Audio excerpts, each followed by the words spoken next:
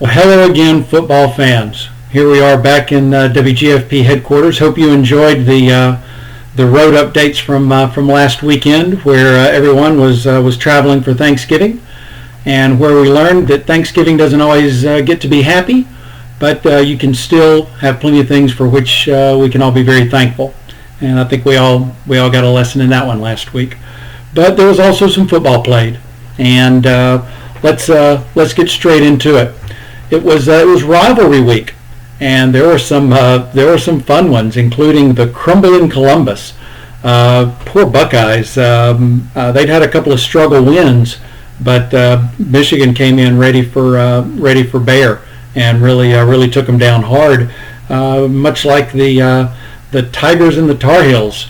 Poor LSU got a ever surprising LSU and ever surprising A&M, where A&M came in ready to play, and LSU. I'd like to say that they were looking forward to next weekend, but I think they're already looking to next season. I think they're probably going to be a little bit scared to come to Atlanta now after seeing what can happen in the last couple of weeks. If you stayed up late, you got to see the Washington State shootout, where they met the over/under, I believe, just before halftime. So it ended up Washington did hold on to win, which led to the biggest surprise of the week, where the loser wins. So let's see how that turned out. If you look at what came through, sure enough, thanks in no small part to picks on a couple of those prior upsets and the hanging on of the Huskies, actually won a week.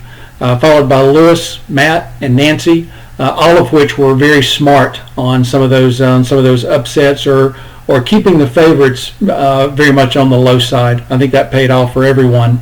If you look at how that impacted the season, it's as tight an end of the year as I've ever seen. Now Haley at 20 points back, Nancy at 12 points back, still within striking distance.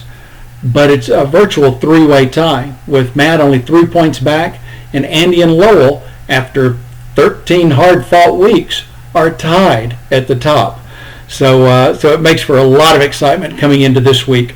If we look at the bottom, unfortunately there hasn't been a whole lot of changes down there, so I should say down here.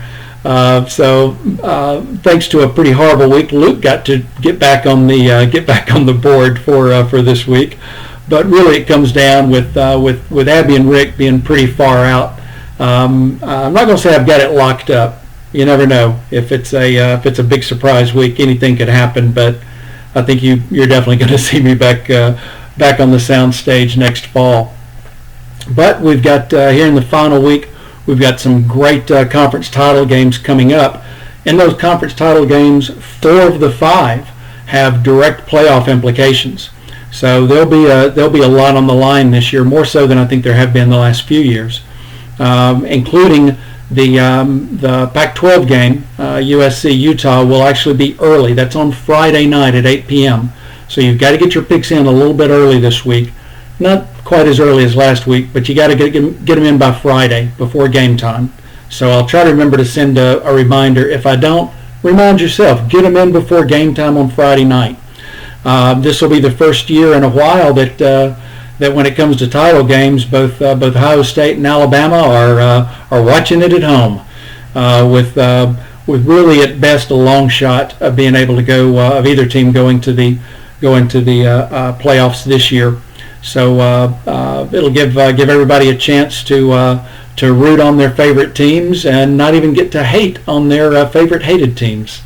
That being said, I've read so many reports that have both Alabama and Ohio State with a chance of getting in one way or the other. So I think there could still be some final surprises. I hope everybody's enjoyed the update. Again, back here in the studio. Have a great week. Get your picks in Friday night, and we'll see you then. Take care, everybody.